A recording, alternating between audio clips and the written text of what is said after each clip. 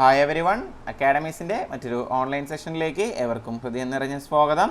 ഞാൻ ഹൻഷാദ്. സോ ഇവിടെ നിന്ന് അങ്ങോട്ടുള്ള 3 ക്ലാസ്സുകളിലൂടെ നമ്മൾ ഡിസ്കസ് ചെയ്യാൻ പോകുന്നത് ആസ്ട്രോണമിയുടെ ബേസിക്സ് ആണ്. ഈ ക്ലാസ്സിൽ നമ്മൾ ആസ്ട്രോണമിയുടെ ബേസിക്സ് ഡിസ്കസ് ചെയ്ത് തീർക്കും.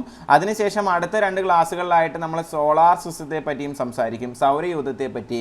നമ്മളടക്കമുള്ള 8 ഗ്രഹങ്ങളും സൂര്യനും മീറ്റിയോഴ്സും ആസ്റ്ററോയിഡ്സും എല്ലാം അടങ്ങുന്ന സൗരയൂഥത്തെ പറ്റിയും എന്ത് ചെയ്യും, ഇനിയുള്ള 2 ക്ലാസ്സുകൾ നമ്മൾ സംസാരിച്ചുകൊണ്ട് നമ്മൾ എന്ത് ചെയ്യും, നമ്മളത് വൈൻഡ് അപ്പ് ചെയ്യും.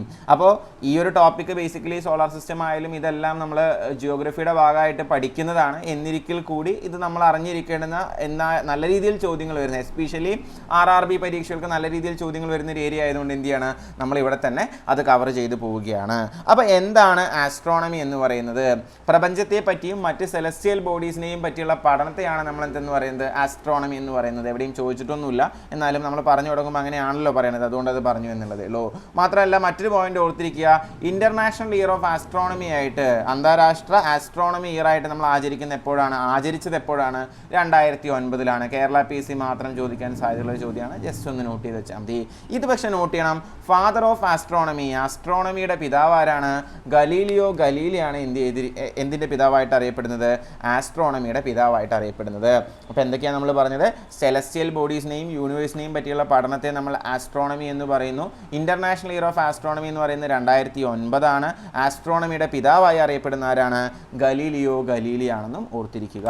അടുത്തത്, the branch of science that deals with possibility and likely nature of life on other planets or in space. സ്പേസിലോ ഇല്ലെങ്കിൽ മറ്റ് ഗ്രഹങ്ങളിലോ ജീവൻ ഉണ്ടായേക്കാം എന്നുള്ള നമ്മുടെ വിശ്വാസത്തിൻ്റെ പുറത്ത് നമ്മൾ അതിനെപ്പറ്റി, ആ ഒരു പോസിബിലിറ്റിയെ പറ്റിയും അതിൻ്റെ കാര്യങ്ങളെ പറ്റിയും പഠിക്കുന്ന ശാസ്ത്രശാഖയാണ് ഇതെന്ന് പറയുന്നത് എക്സോബയോളജി എന്ന് പറയുന്നത്. അവസാനം നടന്ന RRB NTPC വരെ ചോദിച്ചൊരു ചോദ്യമാണ് ഇതെന്ന് പറയുന്നത്. അതായത് നമുക്കറിയാം, നമ്മളാണ് ഇപ്പോൾ നമ്മുടെ ഒരു അറിവ് വെച്ച് ഭൂമിയിൽ മാത്രമാണ് എന്ത് ചെയ്യുന്നത്, ജീവൻ നിലനിൽക്കുന്നത്, നമ്മൾ മാത്രമാണ് ജീവനുള്ള ഒരു വസ്തുവായിട്ടുള്ളത് എന്ന് നമ്മൾ വിശ്വസിക്കുന്നത്. പക്ഷെ നമുക്ക് അറിയില്ല, സത്യം അറിയില്ല അല്ലേ, പുറത്തും എന്തുണ്ടാവാം, ജീവൻ ഉണ്ടാവാം. നമ്മൾ പറയാറില്ല ഈ അന്യഗ്രഹ ജീവികൾ എന്നൊക്കെ നമ്മൾ പറയാറില്ല, അവരൊക്കെ എന്ത് ചെയ്യാം, തീർച്ചയായിട്ടും ഉണ്ടാവാം. ഭൂമി എന്ന് പറയുന്നത് ഏതൊക്കെയോ ഹൈലി ഡെവലപ്ഡ് ആയിട്ടുള്ള അന്യഗ്രഹ ജീവികളുടെ ഫെയിൽഡ് എക്സ്പെരിമെൻ്റ് ആണെന്നൊക്കെ വിശ്വസിക്കുന്നവരുണ്ട്. കോൺസ്പിറസി തിയറീസ് അങ്ങനെയൊക്കെ ഉണ്ട്. പിന്നെ നമുക്ക് അറിയേണ്ടുന്ന ഒരു കാര്യമാണ്, പ്രപഞ്ചത്തിൻ്റെ വലുപ്പം വെച്ച് നോക്കുന്ന സമയത്ത് ഒരു മുട്ടുസൂചി തുമ്പിൻ്റെ അത്ര പോലും വലുപ്പമില്ല എന്തെന്ന് പറയുന്നത് നമ്മുടെ ഭൂമി എന്ന് പറയുന്നത്. അതായത് ഒരു സുപ്രഭാതത്തിൽ ഈ ഭൂമി എന്ന് പറയുന്ന ഈ എൻ്റയർ പ്ലാനറ്റ് ഈ എന്താ പറയുക, ഈ പ്രപഞ്ചത്തിൽ നിന്ന് ഡിസപ്പിയർ ആയാൽ, അപ്രത്യക്ഷമായാൽ പോലും എന്ത് സംഭവിക്കാൻ പോകുന്നില്ല, പ്രപഞ്ചത്തിന് പ്രത്യേകിച്ചൊന്നും സംഭവിക്കാൻ പോകുന്നില്ല. അതെന്ത് ചെയ്യും, അത് അതിൻ്റെ കാര്യങ്ങൾ നോക്കി അങ്ങനെ അങ്ങ് മുന്നോട്ട് പോകും. പക്ഷെ നമുക്ക് എന്ത് സംഭവിക്കും, നമ്മളെല്ലാവരും ഇവിടെ നിന്ന് എന്ത് ചെയ്യും, ഇല്ലാതാവും എന്നുള്ളതാണ് സത്യാവസ്ഥ. അപ്പോൾ ഭൂമി എന്ന് പറയുമ്പോൾ അത്രയും ചെറുതാണ്, അതുകൊണ്ട് തന്നെ പുറത്ത് ജീവനുണ്ടോ ഇല്ലയെന്ന് നമുക്കറിയില്ല. അപ്പോൾ അതിനെപ്പറ്റി നമ്മൾ പഠിച്ചുകൊണ്ടിരിക്കുകയാണ്. ആ ശാസ്ത്രശാഖയുടെ പേരാണ് എക്സോ എന്ന് വെച്ചാൽ എന്താ, ഔട്ടർ, പുറത്തുള്ളതിനെ പറ്റിയുള്ള ബയോളജി, ജീവനെ പറ്റിയുള്ള പഠനം. പ്രപഞ്ചത്തിൻ്റെ ഉൽപ്പത്തിയെ പറ്റി പല തിയറീസ് ഉണ്ട്. എങ്ങനെയാണ് ഈ കാണുന്ന പ്രപഞ്ചമെല്ലാം ഉണ്ടായതെന്നുള്ളതിനെ പറ്റി പല ഉൽപ്പത്തി തിയറികളുണ്ട്. പക്ഷെ അതിൽ പൊതുവേ നമ്മൾ ആക്സെപ്റ്റ് ചെയ്തിരിക്കുന്ന തിയറി ഏതാണ്? ബിഗ് ബാങ് തിയറിയാണ് എന്ത് ചെയ്തിരിക്കുന്നത്, നമ്മൾ ആക്സെപ്റ്റ് ചെയ്തിരിക്കുന്നത്. ബിഗ് ബാങ് തിയറി എന്ന് പറഞ്ഞാൽ ഇംഗ്ലീഷിൽ വളരെ ഫേമസ് ആയിട്ടുള്ള ഒരു സീരീസ് ഉണ്ട്, കാണുന്നവരുണ്ടാവും. എനിക്ക് ഭയങ്കര ഇഷ്ടപ്പെട്ട ഒരു സീരീസാണ്. അപ്പോൾ BBT എന്ന് നമ്മൾ ചുരുക്കി പറയാം. BBT ഒറിജിൻ ഓഫ് യൂണിവേഴ്സിനെ പറ്റി, പ്രപഞ്ചത്തിൻ്റെ ഉൽപ്പത്തിയെ പറ്റി പൊതുവേ ആക്സെപ്റ്റ് ചെയ്യപ്പെട്ടിട്ടുള്ള തിയറിയാണ് ഏതെന്ന് പറയുന്നത്, ബിഗ് ബാങ് തിയറി എന്ന് പറയുന്നത്. ഇനി ഇത് മാത്രമല്ല, നമുക്ക് തിയറിയായിട്ട് പഠിക്കാനുള്ള വേറെയും കുറച്ച് തിയറീസ് ഉണ്ട്. പ്രപഞ്ചത്തിൻ്റെ ഉൽപ്പത്തിയെ പറ്റിയുള്ള തിയറി അല്ല, അത് നിങ്ങളിത് മാത്രം ഓർത്തിരുന്നാൽ മതി. ജിയോസെൻട്രിക് തിയറി എന്ന് പറഞ്ഞൊരു തിയറി ഉണ്ടായിരുന്നു. അത് നമ്മുടെ ടോളമി എന്ന് പറയുന്ന ഒരു വ്യക്തി 140 AD എന്ത് ചെയ്താണ്, പ്രപ്പോസ് ചെയ്തതാണ്. അദ്ദേഹം പറഞ്ഞത് ഭൂമിയാണ് നടുക്ക്, അതിന് ചുറ്റും സൂര്യനും മറ്റ് ഗ്രഹങ്ങളും എന്ത് ചെയ്യാണ്, സൂര്യൻ എന്ത് ചെയ്യണം, കറങ്ങിക്കൊണ്ടിരിക്കണം, അതുപോലെ തന്നെ ഭൂമിയാണ് നടുക്ക്. അത്രയും മനസ്സിലാക്കിയാൽ മതി. ഭൂമിയാണ് നടുക്ക്. ജിയോ എന്ന് വെച്ചാൽ എന്താ എർത്താണ് അല്ലേ, ജിയോസെൻട്രിക്. ഭൂമിയാണ് നടുക്ക് എന്ന് പ്രപ്പോസ് ചെയ്തത് ആരാണ് എന്നാണ് പൊതുവെ ചോദിക്കുക. Who proposed geocentric theory? അതിനപ്പുറം അതൊന്നും വരാൻ പോകുന്നില്ല. അത് ആരാ പ്രപ്പോസ് ചെയ്തത്? ടോളമിയാണ് അത് പ്രപ്പോസ് ചെയ്തത്. അതേസമയം ഭൂമിയൊന്നല്ല, സൂര്യനാണ് നടുക്ക്, അതിന് ചുറ്റും നമ്മൾ എന്ത് ചെയ്യണം, കറങ്ങിക്കൊണ്ടിരിക്കുകയാണ് എന്ന് പ്രപ്പോസ് ചെയ്തത് ഹീലിയോ സൺ അല്ലേ, ഹീലിയം സൺ, ഹീലിയോ സണ്ണാണ് നടക്കുള്ളത് എന്ന് പ്രപ്പോസ് ചെയ്ത ആരാണ്? നിക്കോളാസ് കോപ്പർനിക്കസ് ആണ്. അപ്പോൾ ഈ 2 പേരുകളും ഒന്ന് ഓർത്തിരിക്കുക. ജിയോസെൻട്രിക് തിയറി ആണെങ്കിൽ ടോളമിയാണ്, അതേസമയം ഹീലിയോസെൻട്രിക് തിയറി ആണെങ്കിൽ നിക്കോളാസ് കോപ്പർനിക്കസ് ആണ്. പോളണ്ടുകാരനായിരുന്നു ഇദ്ദേഹം. നാഷണാലിറ്റി ഒരു SSC ചോദിച്ചിട്ടുണ്ട്. 1543 എന്ത് ചെയ്യുന്നത്, ഇദ്ദേഹം ഇത് പ്രപ്പോസ് ചെയ്യുന്നത്. വർഷം ഇമ്പോർട്ടൻ്റ് അല്ല, ജസ്റ്റ് കേട്ടിരുന്നാൽ മതി. ആ ഒരു ടൈം ഫ്രെയിം കിട്ടാൻ ഞാൻ ഇട്ടു എന്നുള്ളതേ ഉള്ളൂ. അപ്പോൾ ജിയോസെൻട്രിക് തിയറി ആണെങ്കിൽ ടോളമി, ഹീലിയോസെൻട്രിക് തിയറി ആണെങ്കിൽ നിക്കോളാസ് കോപ്പർനിക്കസ് ആണ്. ഇനി laws of planetary motion, Johannes Kepler ആണ്. ഇതിവിടെ പറയേണ്ട കാര്യമില്ല എന്നറിയാം, കാരണം Kepler's laws of planetary motion detail ആയിട്ട് നമ്മൾ എക്സ്പ്ലെയിൻ ചെയ്ത് പഠിച്ചാണ് അല്ലേ. എന്നിരിക്കൽ കൂടി ഓർത്തിരിക്കുക, പ്ലാനറ്ററി മോഷൻ നിയമങ്ങൾ പ്രപ്പോസ് ചെയ്ത ആരാണ്? ജോഹന്നാസ് കെപ്ലർ ആണ്. ഇനി first person to calculate the circumference of earth, ഭൂമിയുടെ സർക്കംഫറൻസ്, ഭൂമിയുടെ ചുറ്റളവ് ആദ്യമായി കാൽക്കുലേറ്റ് ചെയ്ത വ്യക്തിയാണ് ആരെന്ന് പറയുന്നത്? ഇറാത്തോസ്തെനീസ് അല്ലെങ്കിൽ ഇറാസ്തോസ്തെനീസ് എന്നൊക്കെ പറയാറുണ്ട്. ഇദ്ദേഹം വളരെ പ്രശസ്തമായ ഒരു വിഷയത്തിൻ്റെ ഫാദറാണ്. അത് ഏതാണ് ആ വിഷയം എന്നുള്ളത് നിങ്ങൾ എനിക്ക് കമൻറ്റ് സെക്ഷനിൽ പറഞ്ഞു തരണം. അപ്പോൾ ഭൂമിയുടെ ചുറ്റളവ് സർക്കംഫറൻസ് ആദ്യമായി കണക്കാക്കിയ വ്യക്തി ആരാണ്? ഇറാത്തോസ്തെനീസ് ആണ്. അപ്പോൾ നാക്കോടക്കി പോയി പോട്ടെ. അപ്പോൾ ജിയോസെൻട്രിക് തിയറി ആണെങ്കിൽ ടോളമിയാണ്, ഹീലിയോസെൻട്രിക് തിയറി ആണെങ്കിൽ കോപ്പർനിക്കസ് ആണ്, പ്ലാനറ്ററി മോഷൻ്റെ നിയമങ്ങളാണെങ്കിൽ കെപ്ലർ ആണ്, ഭൂമിയുടെ ചുറ്റളവ് ആദ്യമായിട്ട് കണക്കാക്കിയത് ഇറാത്തോസ്തെനീസ് ആണ്. ഇനി നമുക്ക് ഓരോന്നായിട്ട് നോക്കാം. അതിൽ ആദ്യത്തെയാണ് സ്റ്റാർ എന്ന് പറയുന്നത്. Heavenly bodies made up of hot burning gases ആണ്. ചൂടായി കത്തിക്കൊണ്ടിരിക്കുന്ന വാതകങ്ങൾ കൊണ്ടാണ് എന്ത് നിർമ്മിച്ചിരിക്കുന്നത്? സ്റ്റാറുകൾ നിർമ്മിച്ചിരിക്കുന്നത്. നമുക്ക് ദൂരത്ത് നോക്കുമ്പോൾ ഭയങ്കര ഭംഗിയാണ് കാണാനായിട്ട്, പക്ഷെ അടുത്ത് പോകാൻ പറ്റില്ല. കാരണം എന്താ? ചൂടായിട്ട് കത്തിക്കൊണ്ടിരിക്കുന്ന വാതകങ്ങളാണ് ഇതെന്ന് പറയുന്നത് നക്ഷത്രങ്ങൾ എന്ന് പറയുന്നത്. ഭൂമിക്ക് ഏറ്റവും അടുത്തുള്ള നക്ഷത്രം എന്ന് പറയുന്നത് ഏത് തന്നെയാണ്? സണ്ണാണ് അല്ലേ? നമുക്ക് എല്ലാവർക്കും അറിയാം ഭൂമിയുടെ ഏറ്റവും അടുത്ത് കിടക്കുന്ന നക്ഷത്രം സണ്ണാണ്. നമ്മുടെ അന്നദാതാവ് എന്നൊക്കെ വേണമെങ്കിൽ പറയാം സൂര്യനെ. അതുപോലെ തന്നെ സൂര്യൻ ഏറ്റവും അടുത്ത് കിടക്കുന്ന നക്ഷത്രം അല്ലെങ്കിൽ സോളാർ സിസ്റ്റത്തിന് ഏറ്റവും അടുത്ത് കിടക്കുന്ന നക്ഷത്രം ഏതാണെന്ന് ചോദിച്ചാൽ അതിന് ഉത്തരം എന്താണ്? പ്രോക്സിമ സെഞ്ചുറിയാണ്. സൂര്യന് ഏറ്റവും അടുത്ത് കിടക്കുന്ന നക്ഷത്രം അല്ലെങ്കിൽ സോളാർ സിസ്റ്റത്തിന് ഏറ്റവും അടുത്ത് കിടക്കുന്ന നക്ഷത്രം എന്ന് ചോദിച്ചാൽ അതിന് ഉത്തരം പ്രോക്സിമ സെഞ്ചുറിയാണ്. അതുപോലെ ഭൂമിയുടെ ആകാശത്തിൽ രാത്രി ആകാശത്തിൽ ഏറ്റവും തിളക്കമേറിയ നക്ഷത്രം എന്നറിയപ്പെടുന്നത് അല്ലെങ്കിൽ ഡോഗ് സ്റ്റാർ എന്ന വിളിപ്പേരിൽ അറിയപ്പെടുന്നത് എല്ലാം ആരാണ്? സിറിയസ് ആണ്. ഭൂമിയുടെ രാത്രി ആകാശത്തിൽ ഏറ്റവും തിളക്കമേറിയ നക്ഷത്രം ബ്രൈറ്റസ്റ്റ് സ്റ്റാർ അല്ലെങ്കിൽ ഡോഗ് സ്റ്റാർ എന്നെല്ലാം അറിയപ്പെടുന്ന ആരാണ്? സിറിയസ് ആണ്. അപ്പം നക്ഷത്രങ്ങൾ എന്ന് വെച്ച് കഴിഞ്ഞാൽ ഹോട്ട് ബേണിംഗ് ഗ്യാസസ് ആണ്. ഭൂമിയോട് അടുത്ത് കിടക്കുന്ന നക്ഷത്രം സൂര്യനാണ്. അത് ശ്രദ്ധിക്കണേ, ഭൂമിയോട് അടുത്ത് കിടക്കുന്ന നക്ഷത്രം എന്ന് പറയുമ്പോൾ പ്രോക്സിമ സെഞ്ചുറി പറയരുത്, അത് സൂര്യനാണ്. സൂര്യനോട് ഏറ്റവും അടുത്ത് കിടക്കുന്ന നക്ഷത്രം അല്ലെങ്കിൽ സോളാർ സിസ്റ്റം സൗരയൂഥത്തിനോട് ഏറ്റവും അടുത്ത് കിടക്കുന്ന നക്ഷത്രം ഏതാണെന്ന് ചോദിച്ചു കഴിഞ്ഞാൽ അത് പ്രോക്സിമ സെഞ്ചുറിയാണ്. ആകാശത്തിലെ ഏറ്റവും തിളക്കമേറിയ നക്ഷത്രം ഡോഗ് സ്റ്റാർ ആണ്, അല്ലെങ്കിൽ നമ്മൾ എന്തെന്നും പറയുന്നു? സിറിയസ് എന്നും പറയുന്നു. ഇനി നക്ഷത്രങ്ങളുടെ രണ്ട് ഡെഫിനിഷൻ കൂടി നിങ്ങൾ അറിഞ്ഞിരിക്കണം. Smallest and densest stars known to exist in universe, പ്രപഞ്ചത്തിൽ നിലനിൽക്കുന്ന ഏറ്റവും ചെറുത് എന്നാൽ ഏറ്റവും ഡെൻസ് ആയിട്ടുള്ള നക്ഷത്രങ്ങൾ. പൊതുവെ അത്ര ഡെൻസ് അല്ല, അത്രയും ഡെൻസ് ആയിട്ടുള്ള സ്റ്റാറുകളെയാണ് നമ്മൾ എന്തെന്ന് പറയുന്നത്? ന്യൂട്രോൺ സ്റ്റാർസ് എന്ന് പറയുന്നത്. ചിലപ്പോൾ ഈ ഡെഫിനിഷൻ ഒന്ന് ചോദിക്കാം. Smallest and densest stars known to exist in universe is known as എന്താണ്? ന്യൂട്രോൺ സ്റ്റാർസ് എന്ന് ഓർത്തിരിക്കുക. ഈ ന്യൂട്രോൺ സ്റ്റാർസ് എന്ത് ചെയ്യുന്നു വെച്ച് കഴിഞ്ഞാൽ they are highly magnetized and rotating. അവരെന്ത് ചെയ്യുന്നു? ഹൈലി മാഗ്നറ്റൈസ്ഡ് ആണ്, കറങ്ങിക്കൊണ്ടിരിക്കുകയാണ്. And they will emit beams of electromagnetic radiation. ഇവരെന്ത് ചെയ്യും? ഇവർ ഇലക്ട്രോ മാഗ്നറ്റിക് റേഡിയേഷൻ്റെ ബീമുകൾ എമിറ്റ് ചെയ്യും. അത്തരത്തിലുള്ള ന്യൂട്രോൺ സ്റ്റാറിനെയാണ് നമ്മൾ എന്തെന്ന് വിളിക്കുന്നത്? പൾസാർസ് എന്ന് വിളിക്കുന്നത്. നമ്മുടെ പൾസർ, ബജാജിൻ്റെ പൾസറൊക്കെ നമുക്കറിയാം. അപ്പോൾ പേര് ഓർത്ത് വെച്ചാൽ മതി. അതായത് സ്മോൾ ആയിട്ടുള്ള ഡെൻസ് ആയിട്ടുള്ള യൂണിവേഴ്സിലുള്ള നക്ഷത്രങ്ങളെ നമ്മൾ ന്യൂട്രോൺ സ്റ്റാറുകൾ എന്ന് വിളിക്കുന്നു. ഈ ന്യൂട്രോൺ സ്റ്റാറുകൾ ഹൈലി മാഗ്നറ്റൈസ്ഡ് ആയി റൊട്ടേറ്റ് ചെയ്തുകൊണ്ടിരിക്കുകയാണെങ്കിൽ അവരെന്ത് ചെയ്യും? അവർ ഇലക്ട്രോ മാഗ്നറ്റിക് ബീംസ് എമിറ്റ് ചെയ്യും. അവയെ നമ്മൾ എന്തെന്ന് വിളിക്കും? പൾസർ എന്ന് വിളിക്കും. സോ പൾസർ എന്ന് പറയുന്നത് ഒരു കൈൻഡ് ഓഫ് ന്യൂട്രോൺ സ്റ്റാർ ആണെന്ന് എന്ത് ചെയ്യുക? ഓർത്തിരിക്കുക. അടുത്തത് നമുക്ക് അറിയുന്നത് ഗാലക്സിയെ പറ്റിയാണ്. ഗാലക്സി എന്ന് പറയുമ്പോൾ സാംസങ്ങിൻ്റെ ഫോൺ മോഡലാണ് മനസ്സിൽ വരിക. അങ്ങനെയല്ല, ഇവിടെ നമ്മൾ പഠിക്കുന്നത് ആസ്ട്രോണമിയാണ്. Billions of stars held together with gas and dust held together by gravitational attraction. ഒരുപാട് നക്ഷത്രങ്ങൾ എന്ത് ചെയ്തിരിക്കുകയാണ്? ഗ്രാവിറ്റേഷണൽ ഫോഴ്സ് കാരണം. ബില്യൺസ് ആണ് കേട്ടോ, ബില്യൺസ് ഓഫ് സ്റ്റാർസ് എന്ത് ചെയ്തിരിക്കുകയാണ്? അട്രാക്ട് ചെയ്ത് ഒരുമിച്ച് നിൽക്കുകയാണ്. അതിനെയാണ് നമ്മൾ എന്തെന്ന് പറയുന്നത്? ഗാലക്സി എന്ന് പറയുന്നത്. പ്രധാനമായും 3 തരത്തിലുള്ള ഗാലക്സികളാണുള്ളത്. Spiral galaxy, elliptical galaxy, irregular galaxy. Just ഒന്ന് ഓർത്തിരുന്നാൽ മതി, ഒരുപാട് ഡീപ്പായിട്ടൊന്നും ചോദ്യം വരാറില്ല. നക്ഷത്രങ്ങളുടെ കൂട്ടത്തെ, ബില്യൺസ് ഓഫ് സ്റ്റാർസിൻ്റെ കൂട്ടത്തെയാണ് നമ്മൾ ഗാലക്സി എന്ന് പറയുന്നത്. ഗ്രാവിറ്റേഷണൽ അട്രാക്ഷൻ കാരണമാണ് അവ കൂട്ടിപ്പിടിച്ച് നിൽക്കുന്നത്. അവ 3 തരത്തിലുണ്ട്. Spiral galaxy, elliptical galaxy, irregular Galaxy എന്നും എന്ത് ചെയ്യുക? ഓർത്തിരിക്കുക. നമ്മുടെ ഗാലക്സിയുടെ പേരെന്താണ്? നമ്മുടെ ഗാലക്സിയുടെ പേര് മിൽക്കി വേ എന്നാണ്. മിൽക്കി വേ അല്ലെങ്കിൽ ആകാശഗംഗ. നമ്മുടെ വിനയേട്ടൻ്റെ പടം അല്ലേ? ആകാശഗംഗ.